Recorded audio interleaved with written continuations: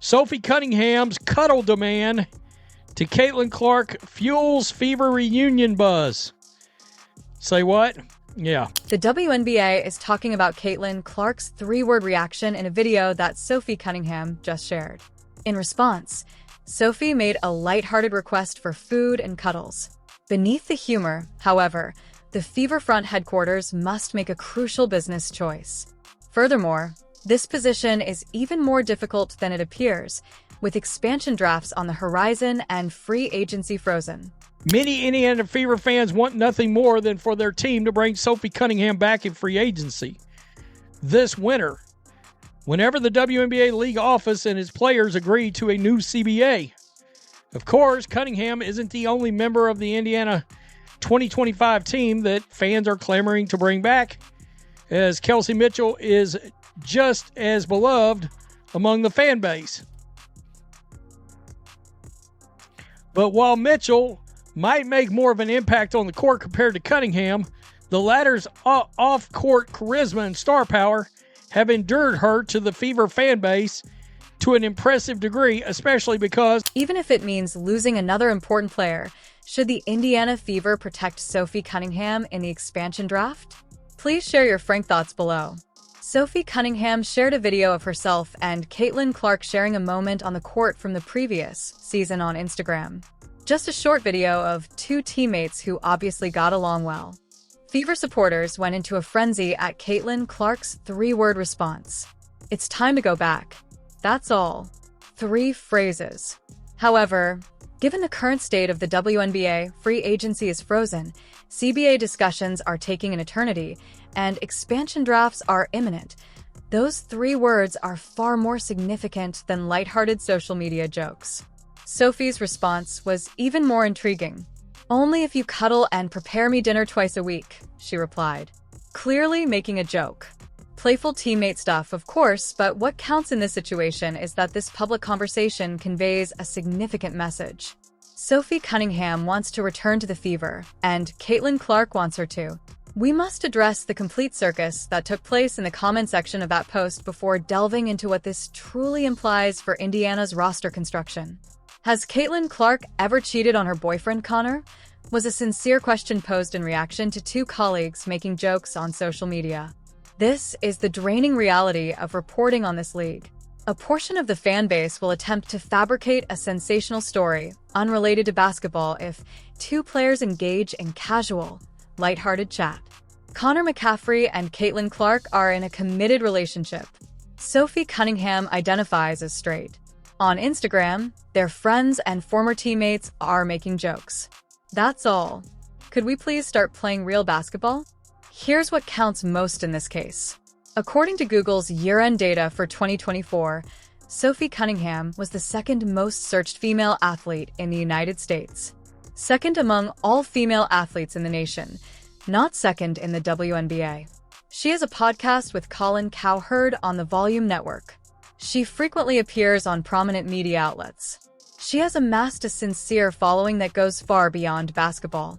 Mind you, she was also the only player in the entire league that we sat back and witnessed literally physically defend Caitlin Clark on the court. Just keeping it real. Watched a lot of other teammates just stand around while Sophie trying to scrap.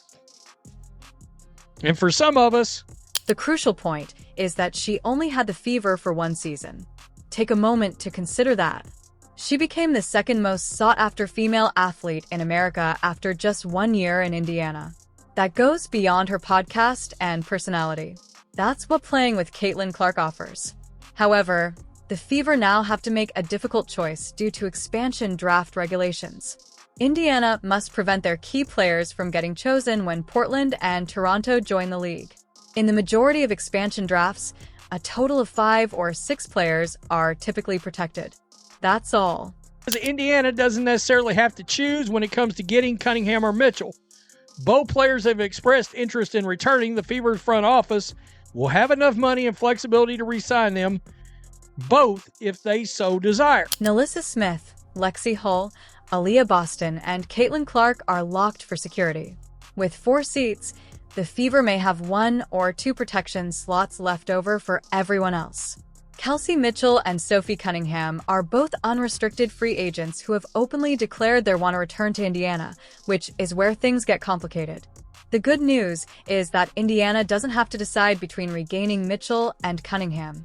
Both players have indicated a desire to return, and the Fever front management should have sufficient funds and leeway to let them both go if they so want. Here's the issue, though. They will have to use 2 of their limited protection slots to protect both of them if they resign before the expansion draft. Let's see what happens if they are unable or unwilling to use a protection slot on Sophie. Toronto and Portland are creating franchises from the ground up. They require athletes who can quickly attract media attention and sell seats. Sophie Cunningham fulfills both requirements. She is a capable rotation player with real star power and commercial worth. She will undoubtedly be chosen if she is available in the expansion draft, most likely in the first round and potentially first overall because new teams need well-known names. They require performers who can genuinely attract listeners by appearing on regional radio programs and podcasts. They need someone who can spark media attention and fan interest right away. Portland and Toronto are joining a league where Caitlin Clark recently set records for both attendance and TV viewership. They are facing a situation where media attention and star power are more important than they have ever been in WNBA history. Sophie Cunningham is a prime example of the kind of asset expansion teams are looking for. However, Google search data and marketing reports do not account for another component. Watch the previous season's tape. Who was the only Fever player continuously stepping up physically when Caitlin Clark was attacked, knocked down, and opponents were taking cheap shots at the greatest star in the league? Cunningham, Sophie. On the floor, she was the only teammate who would genuinely confront someone and stand up for Clark. Do it in real time when it mattered, rather than merely discussing it in post-game interviews. Although it doesn't appear on a stat sheet, that aspect of team culture and locker room harmony is crucial. Last season, the Fever had players with greater stats than Cunningham, but none of them had the unique willingness to physically defend their top player when things went tough. Additionally, having someone who is genuinely prepared to step up and defend Caitlin Clark is crucial in a league where opponents will continue to target her. Let's now discuss Kelsey Mitchell, as she is undoubtedly involved in this as well. Mitchell has been the team's most reliable scorer for years, averaging 17 points per game the previous season. From a purely basketball perspective, she is the first priority. However, the basketball and business decisions may diverge if Indiana is only able to protect one of its unrestricted free agents in the expansion draft. Without a doubt, Mitchell is the superior player. However, because Cunningham adds qualities that are more difficult to replace in free agency or the draft, she might be the greater loss if she ends up in Portland or Toronto. She contributes chemistry with the franchise player, media presence, fan interaction, and defensive toughness. And it takes us back to the conversation on Instagram. It was more than lighthearted banter. It was a signal for the general population. Caitlin Clark desires Sophie's return. She made that evident to all. You also pay attention when your generational talent tells you that she wants a particular colleague to return. Not only does it make your celebrity happy, but it also helps her see aspects of team chemistry and fit that may not be immediately apparent. Examine Sophie's real influence from the previous season's box score. From a chaotic lottery team, the Fever transformed into a playoff club. Clark's arrival was a part of that. Aaliyah Boston's growth played a role, but so did the addition of seasoned players like Cunningham who knew how to play alongside a ball-dominant guard and didn't need to be the center of attention. She assumed leadership. She made three-pointers. She used physical defense. She exuded enthusiasm from the bench. With a young star who will have the ball in her hands most of the time, those are precisely the attributes you desire. Plays weren't necessary for Sophie. She didn't voice any complaints about her position. She simply completed the grunt labor required by successful teams. Here, too, the time frame is important. Free agency cannot begin until the CBA is finalized, and the salary cap structure and revenue-sharing negotiations remain at a standstill. Nobody is sure when that will be fixed. Maybe next week, maybe next month. However, if it does occur, there will be a shortened free agency period, which will be followed right after by preparation for the expansion draft. The luxury of waiting to observe how the market develops is not available to the Fever. They must decide fast who they will prioritize and who they are ready to risk losing. This Instagram conversation is therefore more important than it may appear.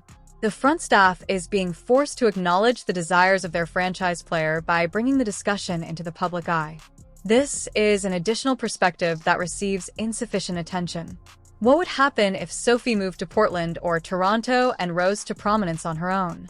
At the age of 28, she is starting her prime and has a track record of attracting media attention and fan interaction. She could definitely succeed if she were given a prominent position on an expansion squad that is creating its own identity from the ground up. Perhaps not as an all-first-team WNBA player, but as a fan favorite who boosts ticket sales and sells jerseys in a new market. For a franchise that is expanding, that is extremely beneficial. Additionally, the Fever may be haunted for years if they let her walk for free or lost her in the expansion draft because they failed to safeguard her. However, the counterargument is really simple. The Fever are unable to base their roster on social media participation and reaction.